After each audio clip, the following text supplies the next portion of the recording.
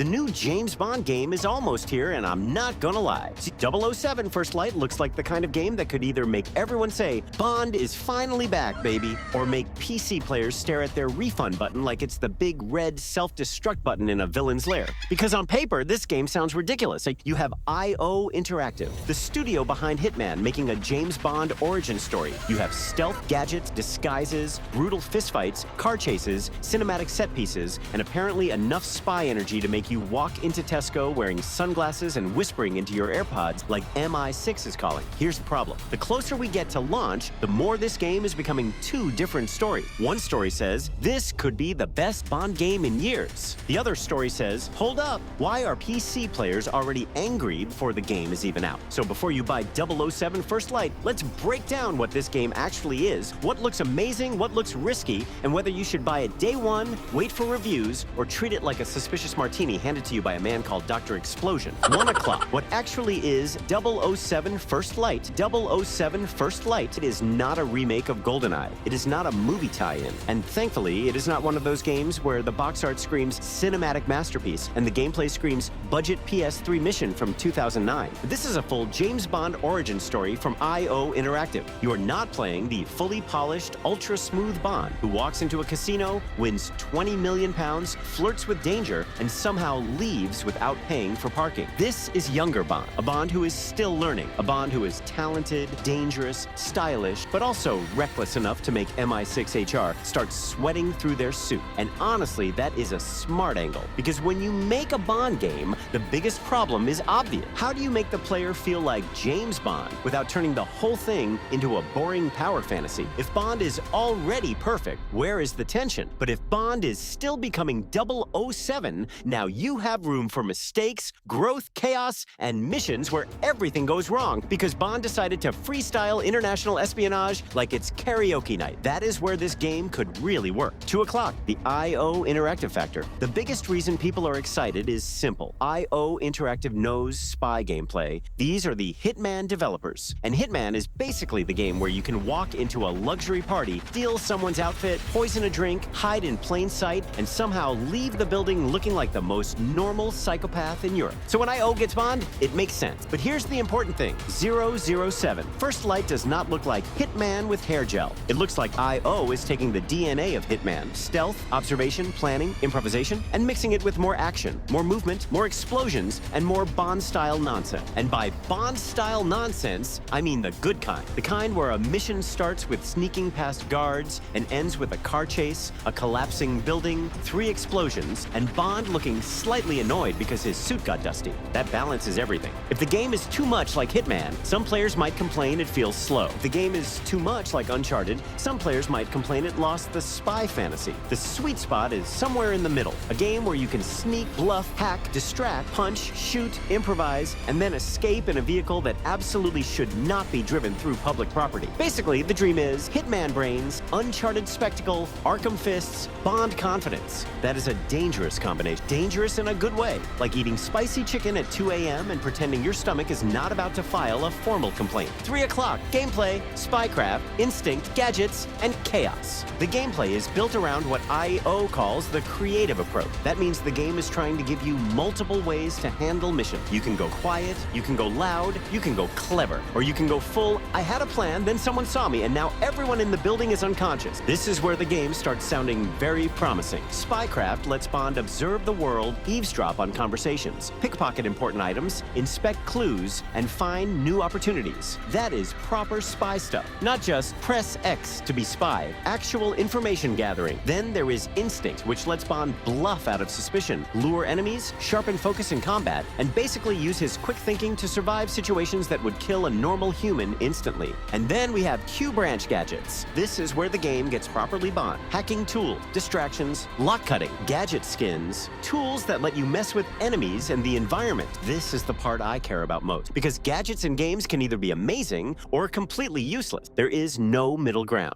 A good gadget makes you feel clever. A bad gadget sits in your inventory for 14 hours while you say, "I'll use this later," and then the credits roll and the gadget is still unemployed. The early gameplay descriptions sound like gadgets are actually built into missions, stealth, and combat. That is a good sign, because a Bond game without useful gadgets is like biryani without spice. Technically food, emotionally illegal. 4 o'clock, combat. Will it actually feel good? This is the big one. Stealth can be great. Story can be great. Graphics can be shiny enough to blind a pigeon.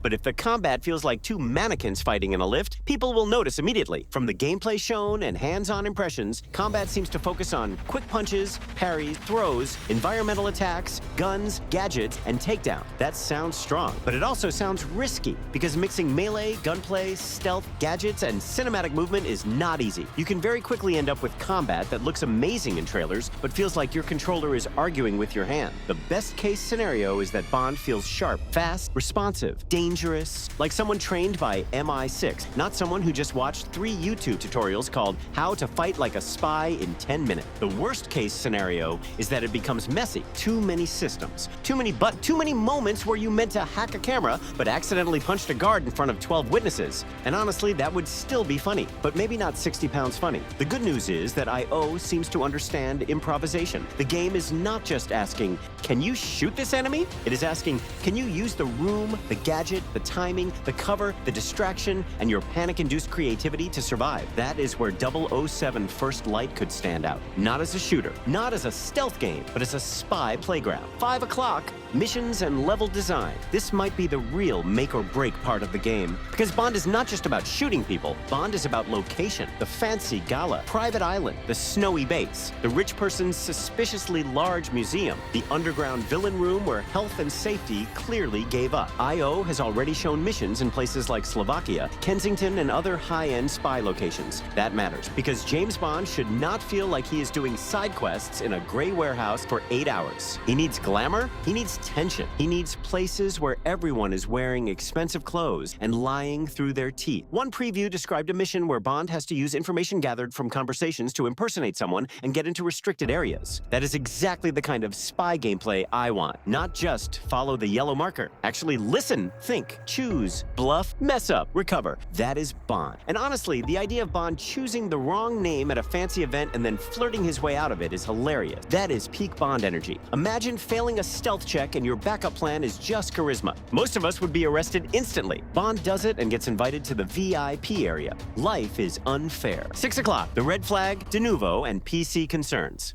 Now let's talk about the part that has made PC players look at this game like it just betrayed MI6. Denuvo DRM. Reports say players became frustrated after Denuvo appeared close to launch, and some Steam users started talking about refunds. And look, whether you personally care about Denuvo or not, this is a real issue for a lot of PC players. Some players worry about performance, some worry about compatibility, some just hate the idea of DRM being added or disclosed close to release after people already pre-ordered. And honestly, I get it. When people are paying full price, they do not want surprise baggage. Buying a game should not feel like opening a suitcase and finding a raccoon inside. For console players, this may not matter much. If you are on PS5 or Xbox, your main concern is probably performance, bugs, and whether the game is actually fun. But for PC players, this is a genuine wait-and-see situation, especially if you are using Steam Deck, SteamOS, Proton, or you are sensitive to performance issues. The safest move for PC players is simple. Do not blindly pre-order just because the trailer gave you goosebumps. Wait for day one performance tests. Wait for Digital Foundry-style analysis. Wait for Steam reviews.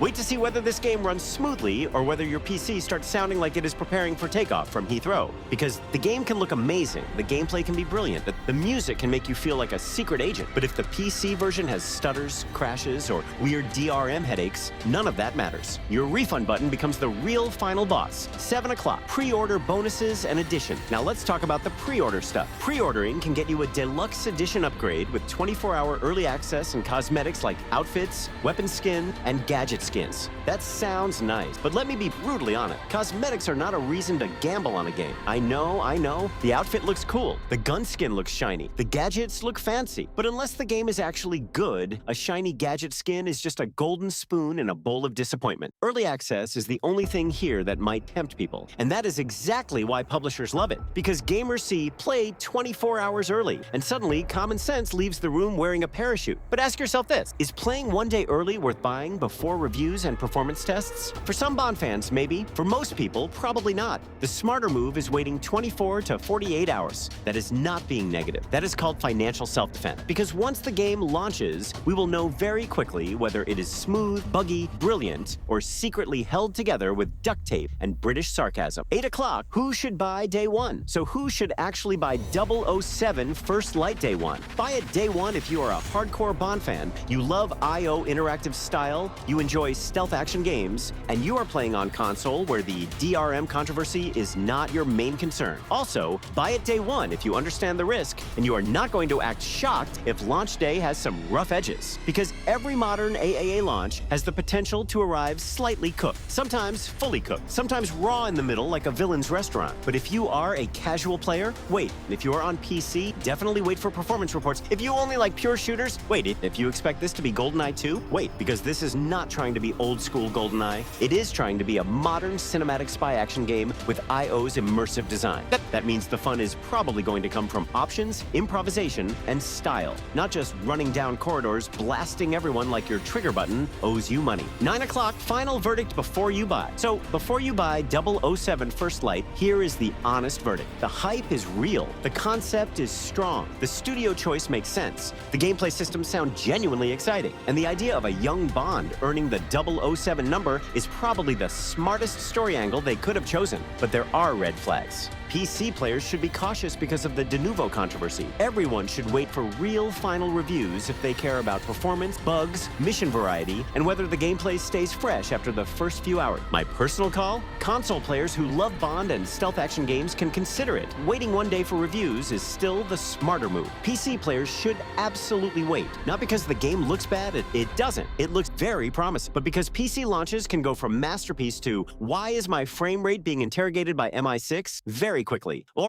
007 First Light could be the Bond game fans have been waiting for. Or it could be another reminder that trailers are designed to seduce us, and our wallets are too weak to resist a man in a suit holding a pistol. Either way, this is one of the most interesting launches of the month. And if this game actually delivers, we might finally have a Bond game worthy of the name. But until reviews land, keep your excitement high and your pre-order finger under control. Because remember, a real spy gathers intel first. Only an idiot runs into the villain's base because the trailer had cool music. End screen line. Drop your thoughts in the comments. Are you buying 007 First Light Day 1, waiting for reviews, or avoiding it because of Denuvo? And if you enjoyed this breakdown, hit like, subscribe, and join Gaming Demon, because I suffer through gaming drama so you don't have to.